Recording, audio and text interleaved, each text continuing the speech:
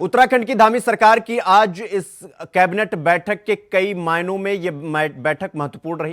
Cabinet की press briefing करते हुए मुख्य सचिव राधा रतूड़ी ने कहा कि आज 8 विषय कैबिनेट की बैठक में रखे गए, जिन्हें कैबिनेट ने अपनी मंजूरी दी है। धामी कैबिनेट की इस बैठक में धामी की अध्यक्षता में यह बैठक हुई और बैठक में 8 प्रस्तावों पर मुहर लगी।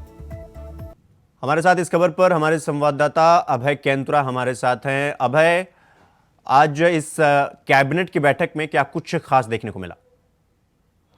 जी बिल्कुल, मुख्यमंत्री पुष्कर सिंह धामी की अध्यक्षता में जो कैबिनेट बैठक आज सचिवालय में हुई, उसमें 8 विषय यानी 8 प्रस्ताव कैबिनेट के सम्मुख आए थे, जिन 8 प्रस्तावों को कैबिनेट की तरफ से अपनी मंजूरी यहाँ पर दी गई है। राज्य में कह सकते हैं कि जो अभी तक के जो जैसे दंगे होते थे, जिसमें सार्वजनिक और सरकारी दोनों ही संपत्तियों को यहाँ पर नुकसान होता था, उसको लेकर अब सरकार की तरफ से एक एक्ट लाने का काम किया गया है। सार्वजनिक संपत्ति क्षतिपूर्ति वसूली जो एक्ट था, उसको आज कैबिनेट की तरफ से अपनी मंजूरी यहाँ पर दे दी गई है।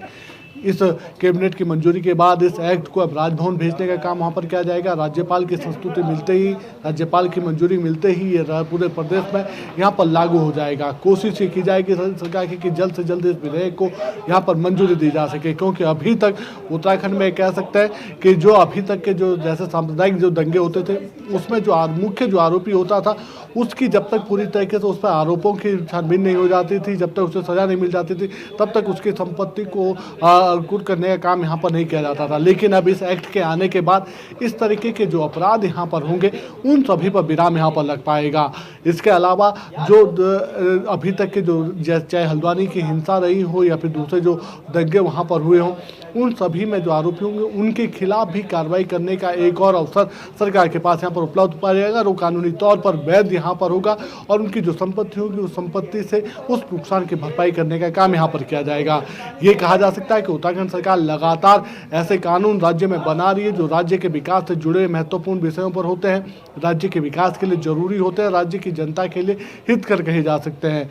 तो कोशिश धामी सरकार लगातार यही कर रही है। इसके अलावा आज की कैबिनेट में जो महत्वपूर्ण जो विषय थे, जैसा आप श्रीनगर गढ़वाल के जो सुमाड़ी में जो NIT स्थापित किया गया है, उसके लिए उसके भवन के लिए जो भूमि हस्तांतरित होनी थी, उस भूमि को यहाँ पर मंजूरी मिल चुकी है। भूमि अब वहाँ पर दी जाएगी। जल्द ही NIT का जो अपना कैंपस होगा, वो वहाँ पर स्थापित हो पाएगा। राज्य में जो युवा हैं, युवा प्रतिभावान जो छात्र हैं, उन्हें NIT में एडमिशन करने का अवसर यहाँ पर मिल पाएगा। साथ ही कई विभागों में जो रिक्त पद जो बचे हुए थे, उन पदों को भरने के लिए अधिकारियों को निर्देशित किया जा चुका है। जो फैमिली कोर्ट्स जो होते थे, वहाँ पर अब काउंसलर की एक जो पोस्ट थी, अभी तक ये कह सकते हैं कि सिर्फ नैनीताल और देहरादून 2 ही ऐसे कोर्ट थे जहाँ पर जो चाइल्ड काउंसलर होते थे, उनकी यहाँ पर पोस्ट को रखा गया था। लेकिन अब 4 यानी देहरादून, नैनीताल के अलावा हरिद्वार और उधम सिंह नगर में भी जो फैमिली कोर्ट्स होंगे, वहाँ पर एक काउंसलर के जो पद होंगे, वो बढ़ाने का काम यहाँ पर किया जाए। तो कुल मिलाकर 4 नए जनपदों में जो 4 नए पद भरने के लिए यहाँ पर कहा गया, ताकि किसी भी तरीके से जो फैमिली कोर्ट के जो मामले हैं, उनका निस्तारण जल्द से जल्द यहाँ पर हो सके।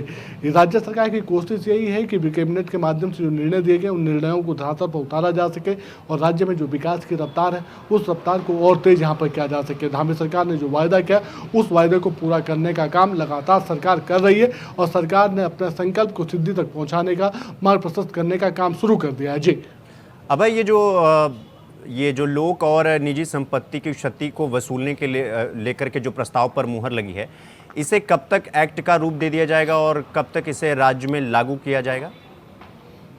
जब आज कैबिनेट से मंजूरी मिलने के बाद इस एक्ट को अब राजभवन भेजने की तैयारी यहाँ पर की जाएगी। यानी जो कैबिनेट में जो प्रस्ताव इसका विषय जो यहाँ पर आया एक्ट का, उसका अभी मंथन यहाँ पर किया गया। कैबिनेट अपनी सहमति दे दी है, विधि विभाग की तरफ से उसका परीक्षण यहाँ पर होगा। जल्द ही ये कह सकते हैं कि आगामी कुछ दिनों भीतर इसे राजभवन को भेजने का काम वहाँ पर कर दिया जाएगा। राजभवन में विधि के जो न्याय परीक्षण जो विभाग है, वो अपना परीक्षण इसका यहाँ पर करेगा, ताकि किसी भी प्रकार से कोई कमी उसमें ना रही। अगर कोई कमियाँ उसमें रहती है तो फिर वापस उस विधेयक को भेजने का काम भी यहाँ पर हो सकता है। लेकिन संभवतः जिस समय जो राज्य की जो परिस्थितियाँ इस समय बनी है, उन परिस्थितियों में कहा जा सकता है कि इस एक्ट का आना बहुत जरूरी है। लोक महत्व का ये एक्ट है। ऐसे में राज्य सरकार की तरफ से भी कोशिश यही की जाएगी कि राजभवन की तरफ से भी जल्द से जल्द इस एक्ट को यहाँ पर मंजूरी मिल सके। तो ये कहा जा सकता है कि अगले 1 माह के भीतर इस एक्ट को मंजूरी मिलने की संभावना है और ये धरातल पर उतरता हुआ नजर आएगा। जी अभय, इस ये जो कैबिनेट की बैठक हुई है, इस बैठक के पीछे क्या जो हल्द्वानी में हिंसा हुआ इसे ध्यान में रखते हुए,